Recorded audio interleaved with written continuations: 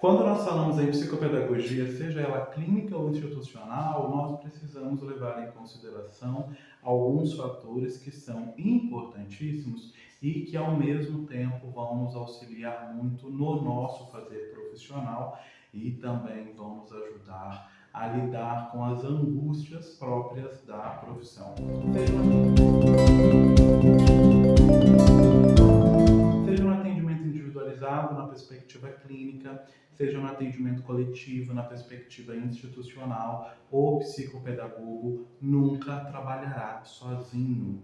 Nós precisamos, de algum modo, estarmos sempre em diálogo com outros profissionais e também com outras redes. O psicopedagogo, e nós vamos compreendendo isso melhor no fazer profissional, nunca fecha uma hipótese ou um diagnóstico sozinho.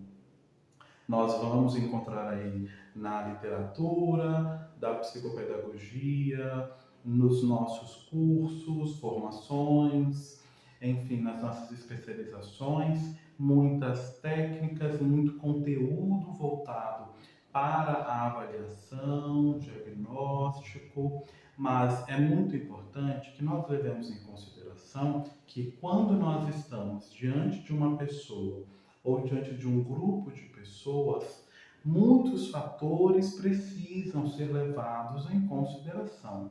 Seja ele o aspecto emocional, psicológico, cognitivo, social, todos estes fatores que compõem uma pessoa no momento do atendimento psicopedagógico, eles precisam ser investigados e muito bem compreendidos. Seja fazendo um trabalho no sentido de ajudar uma criança em seu processo de dificuldade de aprendizagem para que ela o supere, seja em uma instituição, ajudando, auxiliando um grupo a ter uma melhor relação profissional, a ter uma relação mais feliz com o conhecimento ou com a aprendizagem voltada para aquela profissão. O psicopedagogo deverá olhar para este grupo ou para esta pessoa com uma visão muito ampliada. E é claro, o psicopedagogo, mesmo tendo a formação voltada para este atendimento, para este trabalho, mesmo sabendo e dominando os recursos de intervenção, nós, em muitas situações, precisaremos do olhar de outro profissional, seja de um neurologista, seja de um psicólogo, de um neuropsicólogo, de um pediatra, seja de um psiquiatra, seja de um assistente social, enfim, o psicopedagogo, ele trabalha em rede e a gente precisa sempre estar disposto a dialogar com estes outros profissionais e também com outros órgãos. Quem é psicopedagogo escolar sabe que está sempre ali dialogando com a criança, com o estudante, com a família, com os professores, com a gestão. Dependendo de alguns casos, estará dialogando com outros órgãos, seja o conselho tutelar, seja, enfim, outro órgão responsável envolvido naquela situação. E dentro deste processo, o psicopedagogo trará as suas considerações, trará ali as suas hipóteses e pareceres, no sentido de contribuir para um olhar mais amplificado, objetivando sempre ali uma melhor qualidade de aprendizagem e de vida também para aquelas pessoas. Então, algo que é muitíssimo importante também para a gente não ficar se angustiando, mas eu não consigo fechar um diagnóstico, já foram feitas tantas sessões, já apliquei aqui tantas estratégias em avaliação, já fiz um monte de coisa, mas eu sinto que ainda não cheguei lá, eu sinto que ainda não foi. Talvez você precise fazer alguns encaminhamentos e sugestões para que ou aquela pessoa ou aquele grupo também possa ter contato com outros profissionais que somarão muito nesse diagnóstico e também contribuirão para os processos de intervenção para que a gente então alcance o objetivo proposto.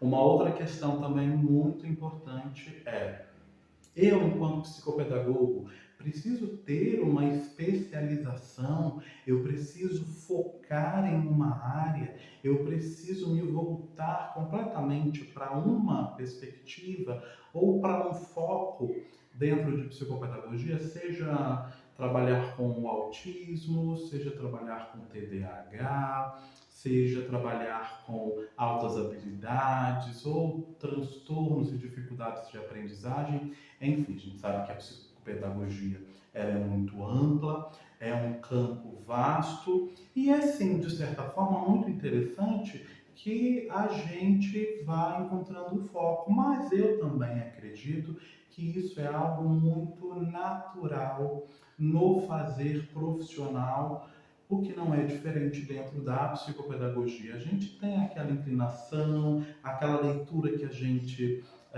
mais tem afinidade, que a gente vai investindo mais. Então, é importante, sim, que a gente de algum modo tenha um foco, uma especialidade, digamos assim, mas isto pode e precisa acontecer de forma muito fluida. Você não precisa, após a especialização ou conclusão da graduação em psicopedagogia, já ficar desesperado, meu Deus do céu, para onde é que eu vou me especializar em quê, eu vou voltar na minha leitura para quê. Deixe que isso também vá acontecendo caso você não tenha ali nenhuma inclinação em primeiro momento. Então, vá experienciando, vá se permitindo também e a identificação ela vai acontecendo.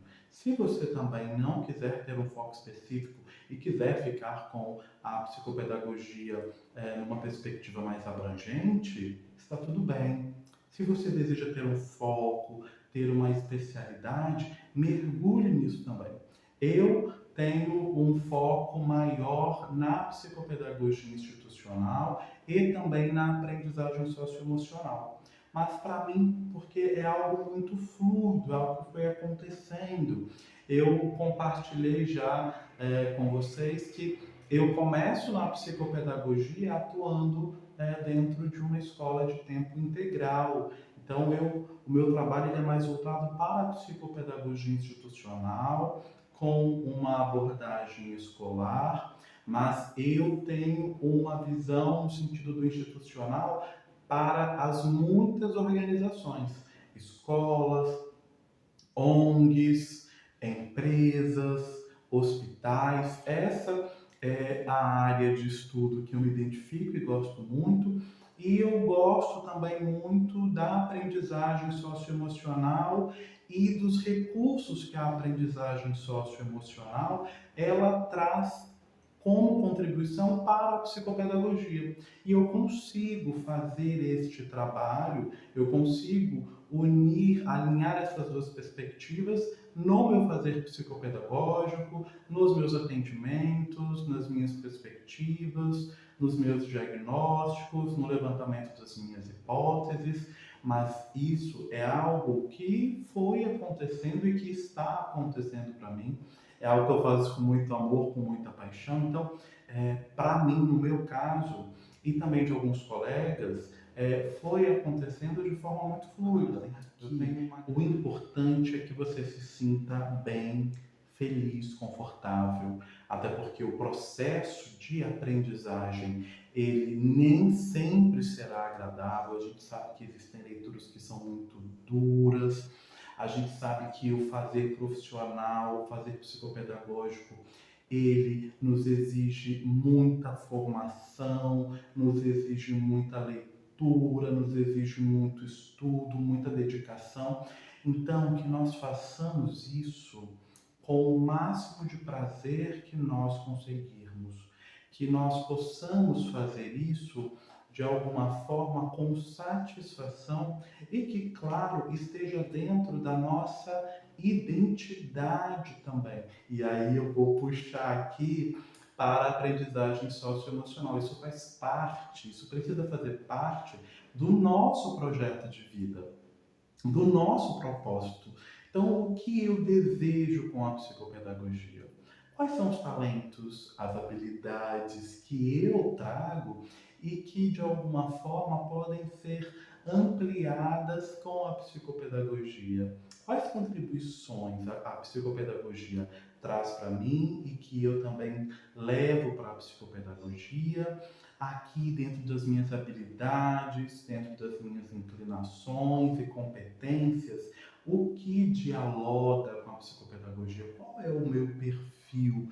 Então, nós vamos construindo essa outra identidade profissional, mas que está ressoando ali dentro do nosso processo de autopercepção, de autoconhecimento, de autopersona, porque eu estou utilizando da aprendizagem socioemocional para construir o meu eu profissional. Então isso tudo vai fluindo. É muito importante, claro, mergulhar neste processo de autoconhecimento, porque os desafios dentro da psicopedagogia são muitos.